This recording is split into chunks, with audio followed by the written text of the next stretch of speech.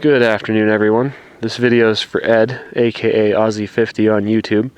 He was curious about what the inside of a VR6 looked like and some motor specifics. This is my van with the Subaru SVX engine swap in it. Right now it just happens to be out here as a storage unit. So inside here we have a couple of VR6. This is actually a Subaru block here. It's 3.3 liter 24 valve flat 6. It's 250 naturally aspirated horsepower. This van weighs 3,580 pounds.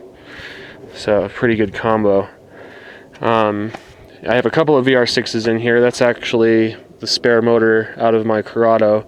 And then this is a parts motor I picked up with a head. And I actually have another cylinder head sitting in the front seat here. So let's start with that. Okay, so here's one VR6 cylinder head bare with the cams and lifter buckets missing. So this would be the transmission side where the cam sprockets actually attach. This half moon shape is just a seal for the valve cover gasket. When you do the camshafts or timing chains or anything in a VR6, there's actually a small metal plate that fits in the slots for the camshafts here to hold them in place. And those plates actually bolt to these holes here. So you can lock it in that way. They're hydraulic lifters, and it is, the cam lobe touches the bucket, so there's no rocker arms or anything like that. You can see there's oiling holes for each lifter, and then we get oiling holes in the cam bearings. Now this is a 12 valve head, so that's 2 valves per cylinder, but they still call it a double overhead cam, which can be misleading for young players because they would assume that it was 4 valves per cylinder. It is 2 overhead cams though, so technically they are right. And you can see here, these are the valleys that the oil drains back into. There's one here, and then this one actually slings oil onto the chains and then makes its way back down to the oil pan. This here is where the water outlet attaches to. It's a plastic water outlet that is also the thermostat housing. The one heater core hose and one main radiator hose attaches in here, and then there's a piece here that has what we call the crack pipe that goes all the way across. I'll actually show that on the other motor here in a minute.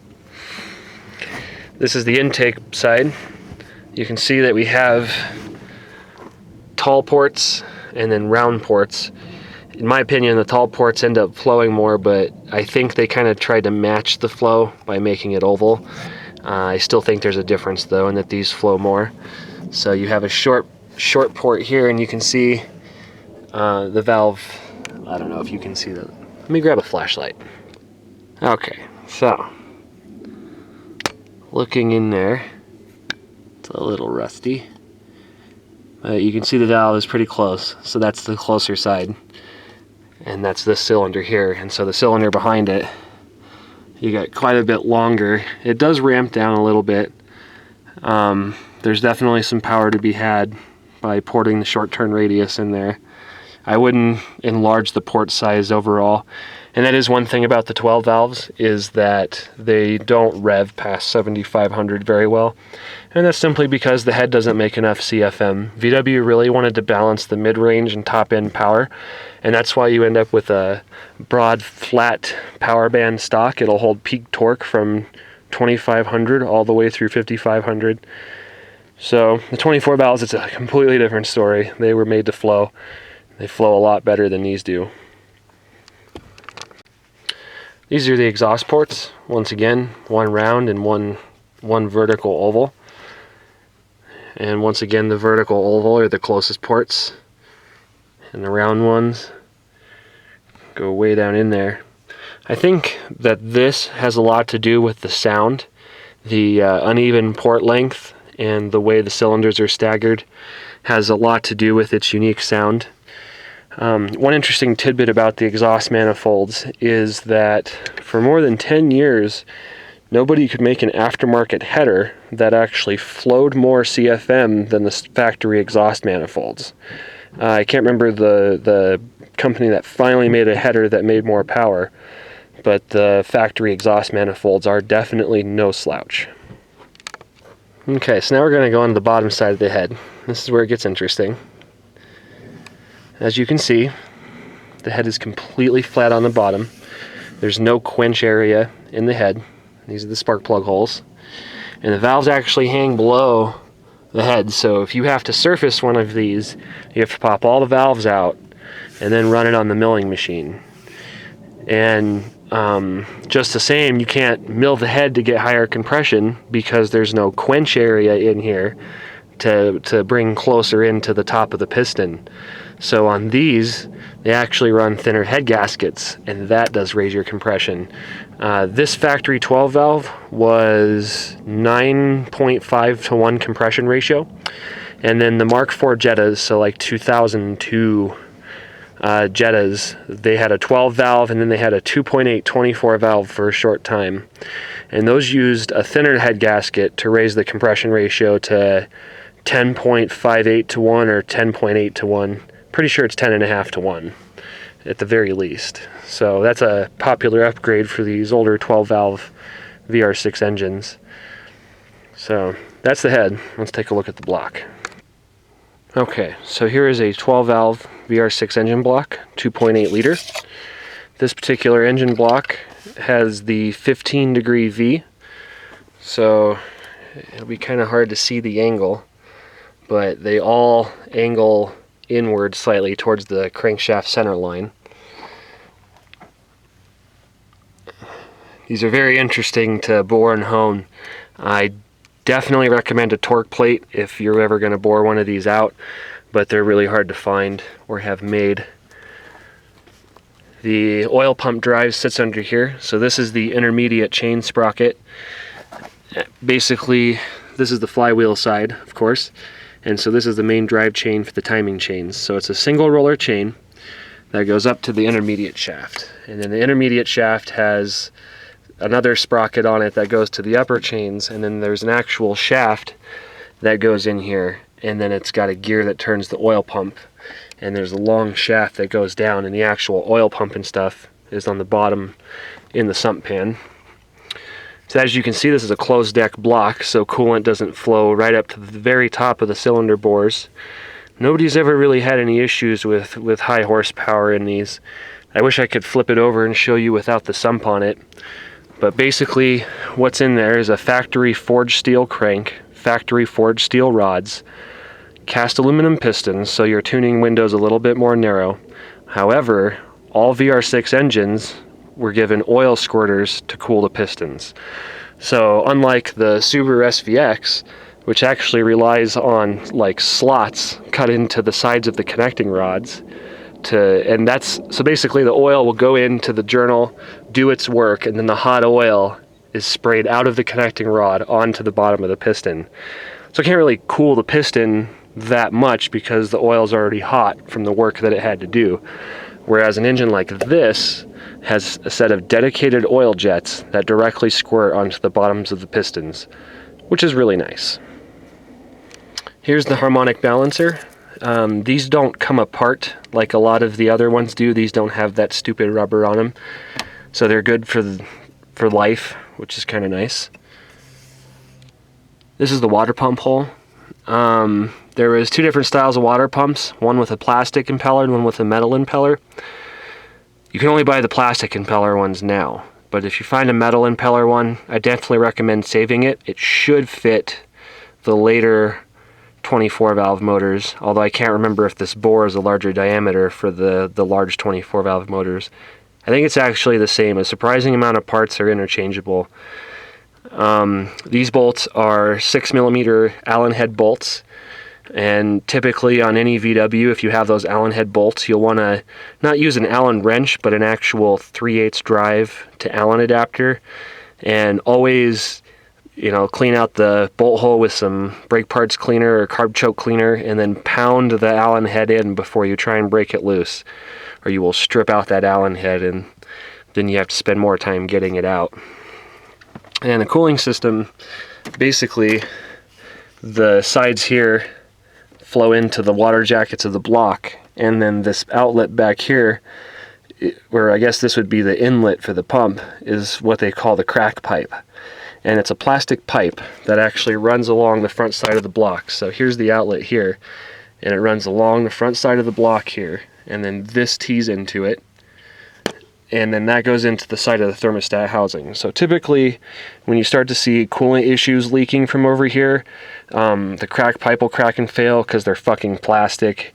The O-rings, because these are O-ringed in the ends here, sometimes the O-rings come loose. Sometimes when you put them together they don't seal right, so it doesn't hurt to put a bead of silicone in there just for a little extra reassurance. They do actually manufacture metal crack pipes, and I have one for my car. I have a metal one and then a new plastic thermostat housing because I haven't bought the billet one yet. And then this right here, as all VR6s have, as pretty much all VW engines have that are later model, there's an actual water to oil heat exchanger that bolts on here, and so there's water outlets that goes with the cooling system. And it's kind of nice. I noticed, like, when we were tuning the Talon the other day, that if the car sat with its air to oil heat exchanger, the oil temp actually went up under idle because there was no fan pulling air through to cool the oil. It wasn't an active cooling system. It was more of a passive cooling system. Whereas the oil to water heat exchanger is an active cooling system, and that's why I highly recommend the very first upgrade anyone should do when buying these engines is a 160 degree Fahrenheit thermostat.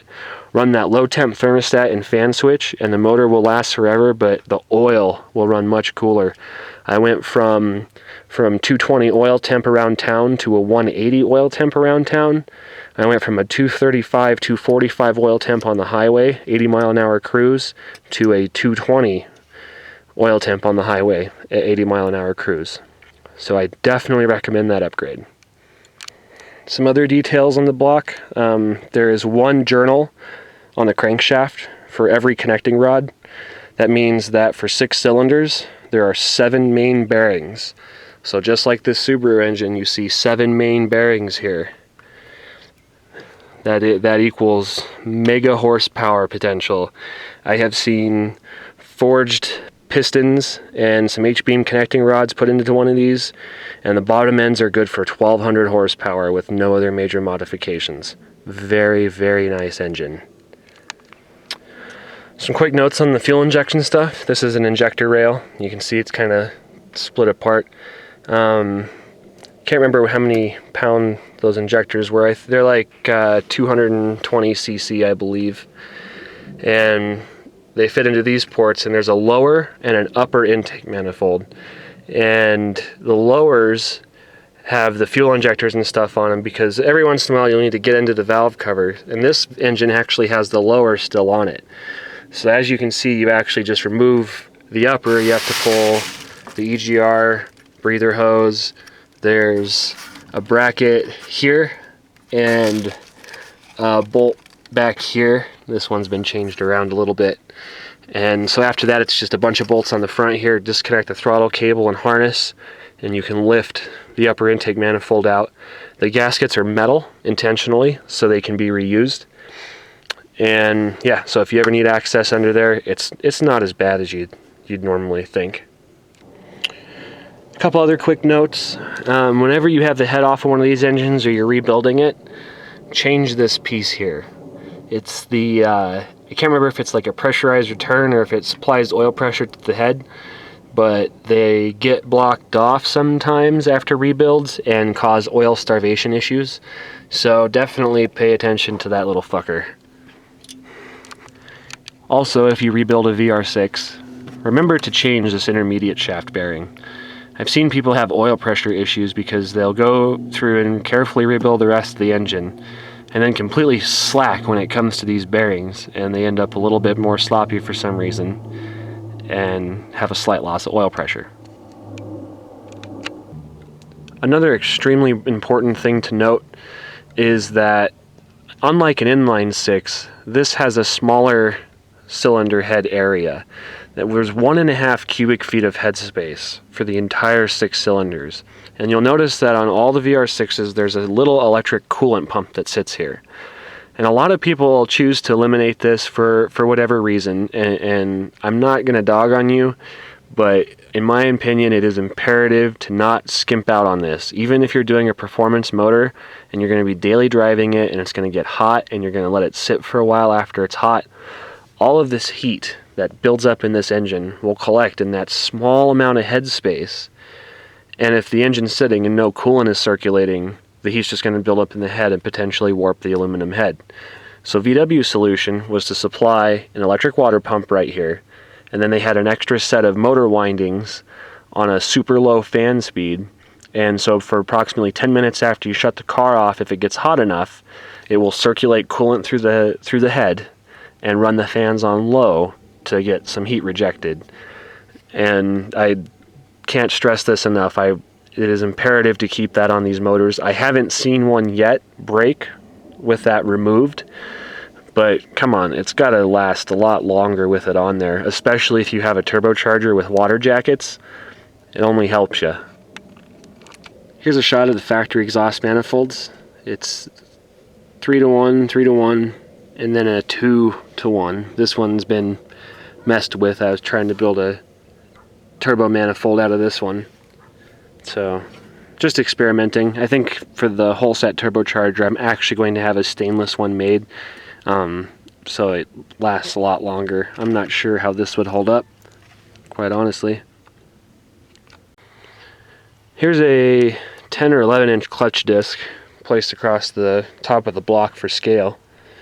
So as you can see, it's only pretty much 2 of these end to end, maybe a little bit wider than that. So this motor isn't really big at all. So I think that pretty much covers the what's and whatnots of a VR6. If you go to line up the timing chains and stuff, the timing mark is on the flywheel on the transmission side.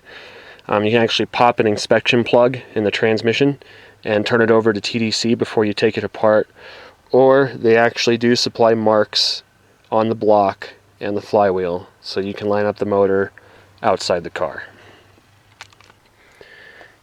And for anyone wondering what this is a Subaru SVX engine. It's a 3.3 liter 24 valve flat 6. Comes factory with forged steel crank and rods and forged aluminum pistons. This does not have oil squirters like the VR6. That is something I am definitely going to add in when I do the next engine for this van. And you can see that the pistons are actually in here now. This is a Subaru block, so these flat boxer motors like this actually split the block in the middle, and the mains are in the middle. So, you know, you got to keep this flat. If you machined either of these faces, that would totally change clearances. Kind of interesting. This is the outside of the oil pan, so this would be the bottom. And then this is the top. There isn't much on the top side. That's a head down there. And let me flip it over so you can see the other end. So here's the top side. Huge bore compared to the VR6. The bore and stroke are pretty square. The VR6 is kind of more of a torque motor, smaller bore but a longer stroke. That might attribute to why it doesn't rev past 7,500 so well, but honestly, you don't need to take it that high. Anyway, on here, on the Subaru motor, you can see we have marks for the pistons to indicate the forward direction. And then these plugs are actually access to the wrist pins. And so I actually can take a long pair needle nose and pop the wrist pin clip out, pop the wrist pin out, and then you pop the pistons out, leaving the connecting rods and crankshaft and block still together. And that's, you know, the starting stages of taking it apart. It would definitely be rude for me to not show the cylinder head of one of these engines. This is the front. It's belt-driven camshafts. One of these is actually plugged, and then one has a sprocket, because the camshafts will actually remain in time per cylinder head with gears. So they're gear-driven here, one sprocket here for each head. And this is a 24-valve 6-cylinder with hemispherical combustion chambers. So you can see here we have the same direct lifter bucket to cam lobe contact that we do on the VR6. You can actually convert these to solid lifter. They're hydraulic right now, but you can use BMW solid lifters, I think, in these engines. And just the same for the VR6, I believe you can use older 8-valve motors to convert them to solid lifter. If not, I think somebody actually makes a kit. So you can see here that there's little oil baffles on the bottom side of the cylinder head. So this would be the exhaust side. And then this is the intake side. This pair of heads is unported. So if you want to see what these look like after they're ported, you'll have to check out my website, because those heads are on the engine right now that runs. So that's a look down in there. They don't go too far at all. And there's a lot of room for material to be taken out of these. So let's take a look at the exhaust side. Now the exhaust side's a little different. You got two pretty much direct ports that are straight shot in, like the actually it's these two ports that are pretty much a direct straight shot in, just like the intake ports. But then this one has a dog leg. So one of the problems on these Subaru engines and getting power is balancing the back two cylinders exhaust flow wise, because you have to work around this dog leg. Here's the factory bottom side. As you can see, this has a quench area, unlike the VR6 combustion chambers. And the 24 valve VR6 actually does have a small quench area in the head, because they kind of went with a hemispherical design as well, and the valves sit in there at a slight angle. If you look on my website at the ported head, you'll notice that it has a cloverleaf pattern. I actually knocked out this around here to increase the valve flow, and you'll notice there's about 30 thousandths of a casting mark around the outside of the valve seat. So I ground all this out and ground out that for the cloverleaf. The cool thing is when if you're porting a head or modifying a combustion chamber and you grind out these castings around these valve seats, that's basically the same as giving your valve an extra 30 thousandths of an inch lift. You know, it's like putting a cam in there with an extra 30 thousandths of an inch in it. Flows that much more air, and believe me, it made a difference. So yeah, that flat 6 is in here. Being that I can't get to the back with the keyhole shaved, I'm not going to bother opening it from the inside until I actually check the oil and stuff when I go to drive it in a couple of days. But that's the bottom of it. That's the factory VW cross member converted to work with the Subaru engine. It's got a stainless steel header on it with a single muffler as the exhaust and a fucking bee making a nest in there. You're gonna get one hell of a wake-up call, buddy. You can actually see the valve cover and stuff up under this side. It is a coil-on-plug engine, and actually the engine management controls the two halves of the motor independently. Most people think that on dual exhaust, it's always best to join the two exhausts together as a crossover pipe to kind of balance the exhaust pressure between the two cylinder banks. Now on small block V8s and stuff, this is definitely true, and power can be had. But because of the nature of this engine, it's actually better to have dual exhaust that's completely separate with no crossover pipe. This engine fires exactly every 240 degrees in rotation, and definitely sounds unique. It sounds very much so like a Porsche engine. Okay, so here is a Subaru SVX intake manifold. This is the water crossover pipe here, so let's get that out of the way. Now, you see we have our two halves, and you see this diaphragm here in the middle? There's a flapper inside here, and at about 4,000 RPM, this solenoid allows vacuum to flow through here, and it sucks in this flapper, or sucks in the diaphragm and moves this flapper. And what that does is it separates the intake manifold into two separate halves. Now, coming on down to the throttle body, you see we got two throttle plates, two entries that are completely separate. This factory throttle body flows more than 900 CFM of air. That's not even porting it. So you can imagine how much air you can get through this engine. And that's why I have always wanted to twin turbocharge this, because the two turbo systems would be 100% separate from each other, start to finish.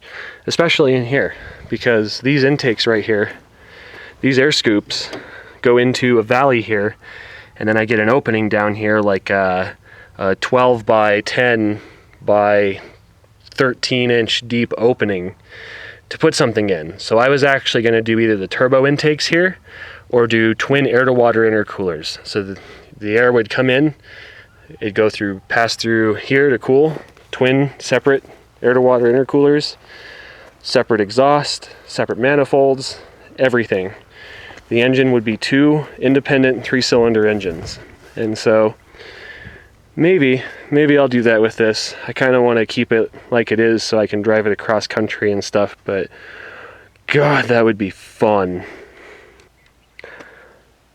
One cool thing about this manifold is that for ease of servicing, if you ever need to take it off the engine, you undo these bolts here, here, and here. Same on the other side. You leave the upper and the lower halves of the intake manifold bolted together, and when you lift it off the engine, you get the vacuum lines, the injectors, the rails, fuel lines, and harness all at once off the engine and out of the way. So you don't have to remove any of this bullshit. It's interesting because the Subaru SVX engine in a Subaru was a complete bitch to service. But after putting it in this van, this has become the easiest car I've ever worked on by far. I mean, look at that. How easy is that to change spark plugs? How easy is it to service the exhaust or the coolant hoses? Or even the valves or the timing belt. It all comes out. I can have that engine out in 45 minutes. I hope you enjoyed. Please leave a comment if you have one. And have a good one.